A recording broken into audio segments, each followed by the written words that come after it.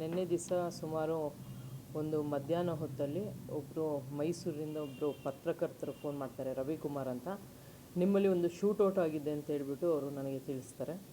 Shootout ಆಗಿ ತಿಳಿಸಿದರೆ ಅದರ ಬಗ್ಗೆ ಯಾವುದೇ ಮಾಹಿತಿ ಇರಲ್ಲ ಮತ್ತು ಯಾರೂ ಸಹ ಕಂಪ್ಲೇಂಟ್ ಕೊಟ್ಟಿರಲ್ಲ ಮತ್ತು ಅದು ಇನ್ಸಿಡೆಂಟ್ ಬಗ್ಗೆ ಎಲ್ಲೂ ಯಾರೂ ರಿಪೋರ್ಟ್ ಆಗಿರಲ್ಲ. ಇದನ್ನು ಮಾಡಿ ಮತ್ತೆ ಅವ್ರಿಗೆ ಪುನಃ ಫೋನ್ ಮಾಡಿ ಅವ್ರು ಕೇಳಿದಾಗ ಹೇಳ್ತಾರೆ, ಗಣೇಶ ಅಂತ ಶಂಕರ್ ಅಂತ ಅನ್ನೋರು ನಮಗೆ ತಿಳಿಸಿದರು ಅಂತ ತಿಳಿಸ್ತಾರೆ. ತದನಂತರ ಅವರು ಶಂಕರ್ ಅವ್ರನ್ನ ನಾವು ವಿಚಾರಣೆ ಮಾಡಿದಾಗ ನಾವು ಇನ್ಸ್ಪೆಕ್ಟ್ರಿಗೆ ನಾನು ಆ ನಂಬರ್ ಕೊಡ್ತೀನಿ. ಇನ್ಸ್ಪೆಕ್ಟ್ರ್ ಫೋನ್ ಮಾಡಿ ವಿಚಾರ ಮಾಡಿದಾಗ ಅವರು ಯಾರೋ ಒಬ್ಬರು ಈ ಥರ ಹಿಂಗೆ ನಮ್ಮ ಗಾಡಿನ ಓವರ್ಟೇಕ್ ಮಾಡ್ಕೊಂಬಂದು ಬೈದರು. ನಂತರ ಅವರು ಯಾವುದೋ ಒಂದು ಆಯುಧನ ಕಿಟಕಿಯಿಂದ ಹೊರಗೆ ತೆಗೆದು ಒಂದು ಫೈರ್ ಮಾಡಿದ್ರು ಅಂತ ಹೇಳ್ಬಿಟ್ಟು ತಿಳಿಸಿರ್ತಾರೆ. ತದನಂತರ ಅವ್ರಿಗೆ ಬಂದು ಕಂಪ್ಲೇಂಟ್ ಕೊಡಿ ಅಂದರೆ ಅವರು ಫೋನು ಸ್ವಿಚ್ ಆಫ್ ಇರುತ್ತೆ. ಮತ್ತು ಅವರು ಸಂಜೆಯಲ್ಲಿ ನಾವು ಅವರು ಎಲ್ಲಿಂದ ಫೋನ್ ಮಾಡಿದ್ದಾರೆ ಅಂತ ಹೇಳ್ಬಿಟ್ಟು ತದನಂತರ ನಾವು ಸಹ ರವಿಕುಮಾರ್ ಫೋನ್ ಮಾಡಿ ಯಾಕೆ ಅವ್ರು ಫೋನ್ ಸ್ವಿಚ್ ಆಫ್ ಮಾಡಿದ್ದಾರೆ ಮತ್ತು ಅವರು ಕಾಂಟ್ಯಾಕ್ಟು ಹೆಂಗೆ ಮಾಡಬೇಕಂತ ಹೇಳಿದ್ರೆ ಅವ್ರ ಜೊತೆಲಿರೋರು ಯಾರೋ ಬೇರೆಯವ್ರದ್ದು ಕೊಟ್ಟರು. ಸರಿ ಅಂತೇಳಿ ನಮ್ಮ ಸ್ಟಾಫ್ನ ಅಲ್ಲಿಗೆ ಕಳಿಸ್ಕೊಟ್ಟಿದ್ದು. ತದನಂತರ ಶಂಕರ್ ಅವರು ನಿನ್ನೆ ರಾತ್ರಿ ಬಂದು ಒಂದು ಕಂಪ್ಲೇಂಟ್ ಕೊಡ್ತಾರೆ. ಅದರಲ್ಲಿ ಇವರು ಒಂದು ಸ್ಯಾಂಥಮ್ ಸೂಪರ್ ಸ್ಪೀಡ್ ಸರ್ವಿಸ್ ಕೊರಿಯರ್ ಅಲ್ಲಿ ಅವರು ಕೆಲಸ ಮಾಡ್ತಾಯಿರ್ತಾರೆ ಸುಮಾರು 20 ವರ್ಷಗಳಿಂದ.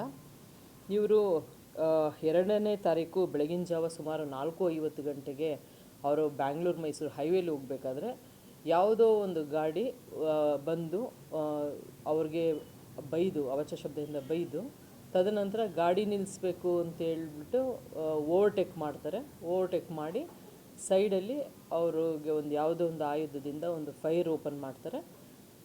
ತದನಂತರ ಇವರು ಅದಕ್ಕೆ ವೆಪನ್ ನೋಡಿದ ತಕ್ಷಣ ಅವರು ಸ್ಟಾಪ್ ಮಾಡ್ತಾರೆ ವೆಹಿಕಲ್, ಬಟ್ ಅವರು ಸ್ಟಾಪ್ ಮಾಡಲ್ಲ, ಸೀದಾ ಹೊರಟೋದ್ರು ಅಂತ ಒಂದು ಕಂಪ್ಲೇಂಟ್ ಕೊಟ್ಟರು. ಇದಕ್ಕೆ ಸಂಬಂಧಪಟ್ಟಂತೆ ಕ್ರೈಮ್ ನಂಬರ್ 323/26 ಪ್ರಕರಣವನ್ನು ದಾಖಲು ಮಾಡಿಕೊಂಡು ಇದು ಬ್ಲ್ಯಾಕ್ ಫಾರ್ಚುನರ್ ಅಂತ ಹೇಳ್ಬಿಟ್ಟು ಒಂದು ತಂಡವನ್ನು ರಚಿಸಿ ಅದನ್ನು ನಾವು ಟ್ರ್ಯಾಕ್ ಮಾಡಿದಾಗ ಗೊತ್ತಾಗುತ್ತೆ. ಇದರಲ್ಲಿ 7 ಜನ ಹುಡುಗರು ಇರ್ತಾರೆ. ಅದರಲ್ಲಿ ರೋಹನ್ ಗೌಡ, ಶಶಾಂಕ್, ಅಫಾನ್, ಮಹಮ್ಮದ್ ಉಮರ್, ನಿತಿನ್, ಮಹಮ್ಮದ್ ಅಬೂಬ್ಕರ್ ಮತ್ತು ಸಚಿನ್ ಇದರಲ್ಲಿ ಇದ್ದರು ಅಂತ ತಿಳಿದು ಬರ್ತದೆ. ಈ ಒಂದು ವೆಹಿಕಲಲ್ಲಿ ಏನು ಬ್ಲ್ಯಾಕ್ ಕಲರ್ ಫಾರ್ಚುನರ್ ಇದೆ, ಇದರಲ್ಲಿ ಒಂದು ಪಿಸ್ಟಲ್, ಅದರಲ್ಲಿ ಮೇಲೆ O3 ಪಿಸ್ಟಲ್ ಅಂತ ಬರ್ತಿದೆ. ಅದರಲ್ಲಿ ರೌಂಡ್ಸ್ ಅಂದರೆ ಗುಂಡುಗಳಂದರೆ ಸಣ್ಣದದು ಪೆಲೆಟ್ಸ್, ಒಂದು ಕಾರ್ಬನ್ ರೀಫಿಲ್ಸ್ ಅಂತ 2 ರೀಫಿಲ್ಸು ಮತ್ತು ಪಿಲೆಟ್ಸ್ಗಳಿದೆ. ಅದ್ರ ಮೇಲೆ ಏರ್ ಗನ್ ಅಂತ ಬರೆದಿದೆ. ಆದರೂ ಸಹ ಇದನ್ನು ಈ ಆಯುಧ ಏನು ಸಿಕ್ಕಿದೆ ಮತ್ತು ಇದರಲ್ಲೇನು ಸಿಕ್ಕಿದೆ ಅದನ್ನು ಎಲ್ಲನೂ ಸೀಸ್ ಮಾಡಿ ಅದನ್ನು FSL ಕಳಿಸ್ಬೇಕು. FSLಂದ ವರದಿ ಬಂದ ನಂತರನೇ ಅದು ಏನು ವೆಪನ್ ಅಂತ ಗೊತ್ತಾಗುತ್ತೆ. 2 ವೆಪನ್ ಅಲ್ಲ, ಒಂದೇ ವೆಪನ್. ಅದು ಪಿಸ್ಟಲ್ ಅಂದರೆ ಏರ್ ಗನ್ ಅಂತ ಹೇಳ್ತಾರೆ. ಅದನ್ನು ಏರ್ ಗನ್ ಅಂತ ಅದ್ರ ಮೇಲೆ ಬರೆದಿದೆ, ಬಟ್ ಅದು ಏರ್ ಗನ್ ಅಂತ ಕನ್ಫರ್ಮ್ ಆಗಲಿಕ್ಕೆ ನಮಗೆ ಫೊರೆನ್ಸಿಕ್ಕಿಂದನೇ ಬರಬೇಕಾಗ್ತದೆ. ಏರ್ ಗನ್ ಆ್ಯಕ್ಚುಲಿ ಈ ವಿಚಾರಕ್ಕೆ ಅಲ್ಲ, ಇನ್ ಜನರಲ್ ಹೇಳ್ತೀನಿ. ಏರ್ ಗನ್ನೇ ಆಗಿದ್ದರೆ ಅದು ಏರ್ ಗನ್ಗೆ ಲೈಸೆನ್ಸ್ ಇರಲ್ಲ, ಅದು ಒಂದು ಶಬ್ದ ಬರುತ್ತಷ್ಟೇ ಏರ್ ಗನ್ನು. ಇದನ್ನು ಯಾವಾಗ ಪರ್ಚೇಸ್ ಮಾಡಿದ್ರು, ಯಾರು ಪರ್ಚೇಸ್ ಮಾಡಿದ್ರು, ಇದನ್ನೆಲ್ಲ ವಿಚಾರದಿಂದ ತಿಳಿಬೇಕಾಗಿದೆ. ಇಲ್ಲ ತನಿಖೆ ಅವರು ಒಂದು ದರೋಡೆ ಇಲ್ಲ, ಒಂದು ಅಫನ್ ಅನ್ನೋ ಒಂದು ಬರ್ತ್ಡೇ ಪಾರ್ಟಿ ಇರುತ್ತೆ. ಆ ಬರ್ತ್ಡೇ ಪಾರ್ಟಿ ಮುಗಿಸ್ಕೊಂಡು ಎಲ್ಲರೂ ಕುಡಿದಿರ್ತಾರೆ ಮತ್ತು ಆ ಕಾರ್ ಅವ್ರಿಗೆ ದಾರಿ ಬಿಡದೇ ಇರೋದ್ರಿಂದ ಒಂದು ಫನ್ಗೋಸ್ಕರ ಮಾಡಿದ್ದಾಗೆ ತಿಳಿದು ಬಂದಿದೆ. ಫನ್ಗೋಸ್ಕರ ಫೈರ್ ಮಾಡಿದ್ದಾರೆ ಅಂತ ಇದುವರೆಗೂ ವಿಚಾರಣೆಯಿಂದ ತಿಳಿದು ಬಂದಿದೆ. ಅವರು ಒಂದು ರೆಸಾರ್ಟ್ಸಲ್ಲಿ ಮಾಡಿದ್ದಾರೆ. ಮಂಡ್ಯ ವ್ಯಾಪ್ತಿಯಲ್ಲಿ ಯಾವುದೋ ಒಂದು ರೆಸಾರ್ಟ್ಸಲ್ಲಿ ಬರ್ತ್ಡೇ ಫಂಕ್ಷನ್ ಆಚರಿಸಿ ಬರಬೇಕಾದ್ರೆ ಈ ಒಂದು ಘಟನೆ ನಡೆದಿದೆ ಅಂತ ತಿಳಿದು ಬಂದಿದೆ. ಹೈವೇಲಿಲ್ಲ, ಈ ಅಮರಾವತಿಯಿಂದ ಮುಂದೆ ಇದು ಅಂಡರ್ ಪಾಸ್ ಬರುತ್ತಲ್ಲ, ಇದು ಒಂದು ಪೆಟ್ರೋಲ್ ಬಂಕ್ ಇದೆಲ್ಲ, ಅದು ಎದುರುಗಡೆ ಏರ್ ಶೂಟ್ ಮಾಡಿದ, ಏರ್ ಫೈರ್. ಇಲ್ಲ ಅದರಲ್ಲಿ ಏರ್ಗನ್ನಲ್ಲಿ ಡ್ಯಾಮೇಜ್ ಆಗಲ್ಲ, ಶಬ್ದ ಬರುತ್ತಷ್ಟೆ. ಅಂದರೆ ಆ ಕಾರು ರೋಹನ್ ಗೌಡ ಅವ್ರದ್ದು.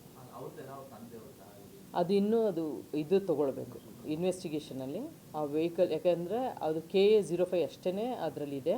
ಬಟ್ ಆ ವೆಹಿಕಲ್ ಮೇಲೆ ನಂಬರ್ ಪ್ಲೇಟ್ ಇಲ್ಲ. ಈವರೆಗೂ ತನಿಖೆಯಲ್ಲಿ ಆ ವೆಹಿಕಲ್ಲು ರೋಹನ್ ಗೌಡ ಅವ್ರದ್ದು ಅಂತ ತಿಳಿದು ಬಂದಿದೆ.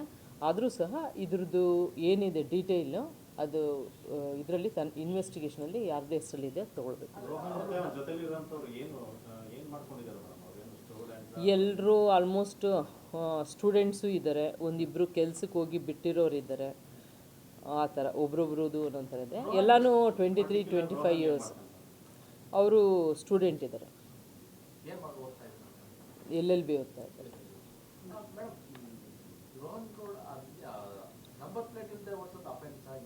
ಅಲ್ಲ, ಅದು ನಂಬರ್, ಯಾಕೆಂದರೆ ನಂಬರ್ ಪ್ಲೇಟ್ ಇಲ್ಲದೆ ಓಡಿಸಿರೋದಾಗಿದ್ದರೆ ಅವರು ಯಾರಿದ್ದಾರೆ ಅವ್ರು ಕಂಪ್ಲೇಂಟ್ ಕೊಟ್ಟಿರೋರು ಅವ್ರು KA05 ನೋಡಿದ್ದೀನಿ ಅಂತ ಹೇಳ್ತಾರೆ. ಮೋಸ್ಟ್ಲಿ ಅವಾಗ ನಂಬರ್ ಪ್ಲೇಟ್ ಇತ್ತು, ತದನಂತರ ನಂಬರ್ ಪ್ಲೇಟ್ ಬಿಡ್ಸಿರ್ಬೋದು, ಅದು ಗೊತ್ತಿಲ್ಲ. ಅದು ಮುಂದಿನ ತನಿಖೆಯಲ್ಲಿ ವಿಚಾರ ಗೊತ್ತಾಗಬೇಕು. ಈಗ it's too early to decide ಏನಾಗಿದೆ ಅಂತ ಹೇಳಲಿಕ್ಕೆ. ಮುಂದಿನ ತನಿಖೆಯಲ್ಲಿ ಗೊತ್ತಾಗ್ತದೆ.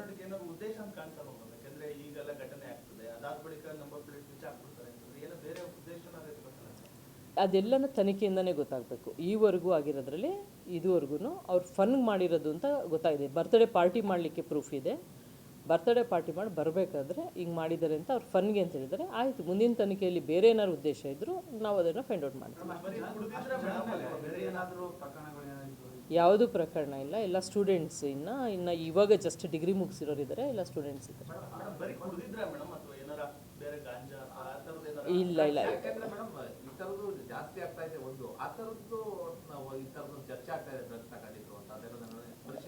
ಇದುವರೆಗೂ ಇದರಲ್ಲಿ ಅವರು ಕುಡಿದಿದ್ರಂತ ಮಾತ್ರನೇ ಗೊತ್ತಾಗಿದೆ. ಯಾವುದು ಡ್ರಗ್ಸ್ ಬಗ್ಗೆ ಯಾವುದೂ ಇದಿಲ್ಲ. ಈಗ ಮಾಡಬೇಕು, ಯಾಕೆಂದರೆ ವೈದ್ಯಕೀಯ ತಪಾಸಣೆ ಇದು ಕಾಮನ್. ಇದು ಎನಿ ಅರೆಸ್ಟ್ ಆದಮೇಲೆ ವೈದ್ಯಕೀಯ ತಪಾಸಣೆ ನಾವು ಒಳಪಡಿಸ್ತೀವಿ. ಇವ್ರನ್ನೂ ಸಹ ವೈದ್ಯಕೀಯ ತಪಾಸಣೆ ಒಳಪಡಿಸ್ತೀವಿ. ಅದಿದ್ರೆ ಗೊತ್ತಾಗುತ್ತೆ, ಬ್ಲಡ್ ಟೆಸ್ಟಲ್ಲಿ ಗೊತ್ತಾಗುತ್ತೆ. ಏಕೆಂದರೆ ಇದು ಇನ್ಸಿಡೆಂಟೇ, ಇದು ಅವರು ಲೇಟಾಗಿ ವರದಿ ಮಾಡಿರೋದು. ಯಾಕೆಂದರೆ ಈಗ ಫಸ್ಟು ಅವರು ಯಾರಿಗೂ ಹೇಳಲ್ಲ, ಹೊರಟೋಗ್ತಾರೆ, ಮೈಸೂರಿಗೆ ಹೋಗ್ತಾರೆ. ಅವರು ಅವ್ರ ಫ್ರೆಂಡ್ಗೆ ಯಾರಿಗೂ ಹೇಳ್ಕೊತಾರೆ. ಅವರು ರವಿಕುಮಾರ್ ಅವರು ಒಬ್ಬರು ಪತ್ರಕರ್ತರು ನನಗೆ ಫೋನ್ ಮಾಡಿದರು, ಸೀನಿಯರ್ ಜರ್ನಲಿಸ್ಟು. ಅವ್ರ ಮುಖಾಂತರನೇ ನಮಗೆ ಮಾಹಿತಿ ಗೊತ್ತಾಗಿದ್ದು. ನಿನ್ನೆ ಅವ್ರನ್ನ ಇದು ಅರೆಸ್ಟನ್ನೇ ಲೇಟ್ ನೈಟ್ ಇದೆ. ಇವಾಗ ನಾವು ಮೆಡಿಕಲ್ಗೆ ಇವಾಗ ನಾವು ಮಾಡಿಸ್ತೀವಿ.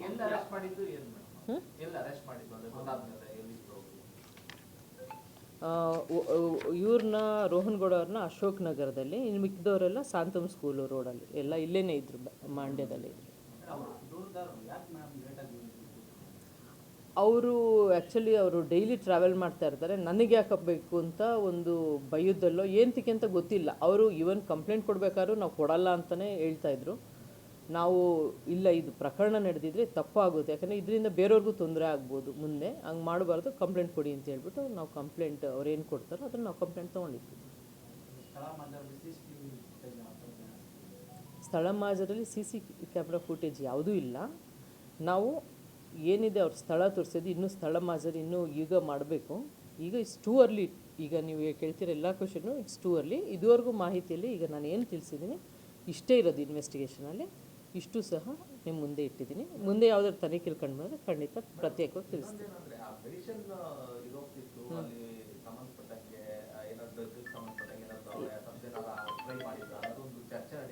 ಇಲ್ಲ ಇಲ್ಲ, ಅದೆಲ್ಲ ಸುಳ್ಳು. ಅದು ಅದು ಮಾಮೂಲಿ, ಅದು ಮೆಡಿಸನ್, ಅದು ಹಾಸ್ಪಿಟ್ಲಿಗೆ ಕರ್ಕೊಂಡು ತೊಗೊಂಡೋಗುವಂಥ ಮೆಡಿಸನ್ಸು. ಇವರು ಅವನೇ ಸ್ಟಾಪ್ ಮಾಡ್ತಾರೆ, ಬಟ್ ಇವ್ರೇನು ಸ್ಟಾಪೇ ಮಾಡಲ್ಲ, ವೆಹಿಕಲ್ ಸೀದಾ ಹೊರಟೋಗ್ತಾರೆ.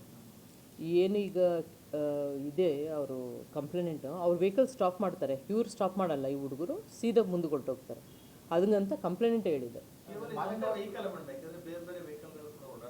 ಯಾವುದು ಅವರು ಹಾರನ್ ಹೊಡೆದಾಗ ಅವರು ಜಾಗ ಬಿಡಲ್ಲ. ಅವನು ಟ್ರಕ್ ಇದ್ದಾನೆ, ಅವರು ಜಾಗ ಬಿಡಲ್ಲ. ಅದು ಇವರು ಕುಡ್ದಿರ್ತಾರಲ್ಲ, ಹಂಗಾಗಿ ನಾವು ಓವರ್ಟೇಕ್ ಮಾಡ್ದು ಅಂತ ಹೇಳ್ತಾರೆ. ಹೌದು, ಅದೇ ಥರ ಹೇಳಿಕೆ ಕೊಟ್ಟಿದ್ದಾರೆ ಕಂಪ್ಲೇಂಟ್. ಈಗ ಮಾಡಿಸ್ತೀವಿ. ಈಗ ತಕ್ಷಣ ಸಿಗಲ್ಲ, ಅದು FSLಗೆ ಹೋಗಿ ಅದರಿಂದ ವರದಿ ಬರುತ್ತೆ.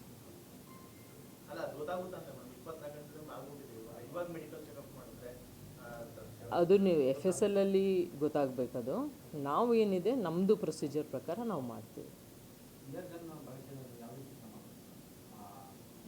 ಅದು ಇವಾಗ ಏರ್ ಗನ್ ಅಂತ ನಾವು ಈಗ ಡಿಸಿಷನ್ ತೊಗೊಳ್ಳಿಕ್ಕಾಗಲ್ಲ. It's a weapon, is a weapon. ನಾವು ಅದನ್ನು FSLಗೆ ಕಳಿಸ್ಬೇಕಾಗ್ತದೆ, ಫೊರೆನ್ಸಿಕ್ ಲ್ಯಾಬ್ಗೆ. ಫೊರೆನ್ಸಿಕ್ ಲ್ಯಾಬಲ್ಲಿ ಅದು ಯಾವ ಗನ್ ಅಂತೇಳಿ ಅವರೇ ಕೊಡಬೇಕು ವರದಿ, ನಾವು ಕೊಡಲಿಕ್ಕಾಗಲ್ಲ. ಹಾಗಾಗಿ ಈಗ ಏನು ನಾವು ಆರ್ಮ್ಸ್ ಆ್ಯಕ್ಟಲ್ಲಿದೆ ಅದನ್ನೇ ನಾವು ಪ್ರಕರಣ ದಾಖಲು ಮಾಡಿದ್ದೀವಿ. ನಾವು ಏನಿದೆ ಲೀಗಲ್ ಪ್ರೊಸೀಜರ್ ಅದನ್ನು ಮಾಡ್ತೀವಿ. ಅರೆಸ್ಟೆಡ್ ಹೌದು, ಪ್ರೊಡ್ಯೂಸ್ ಮಾಡ್ತೀವಿ. ಒಂದೇ ಕಂಪ್ಲೇಂಟ್ ಹೇಳಿರೋದು ಒಂದೇ. ಆಮೇಲೆ ಕಂಪ್ಲೇಂಟು ಐಡೆಂಟಿಫೈ ಮಾಡಿದ್ದಾರೆ, ಅದು ವೆಪನ್ನು ಸೇಮ್ ವೆಪನ್ ಅಂತ ಒಂದೇ ಇತ್ತು. ಅದೆಲ್ಲ ಗೊತ್ತಿಲ್ಲ ನನಗೆ. ಈಗ ಏನಿದೆ ನೆಕ್ಸ್ಟು ತನಿಖೆಯಿಂದ ಏನು ಗೊತ್ತಾಗುತ್ತೆ ಅದು ಬೇಕಾದ್ರೆ ನೆಕ್ಸ್ಟ್ ತಿಳಿಸ್ತೀನಿ. ಈವರೆಗೂ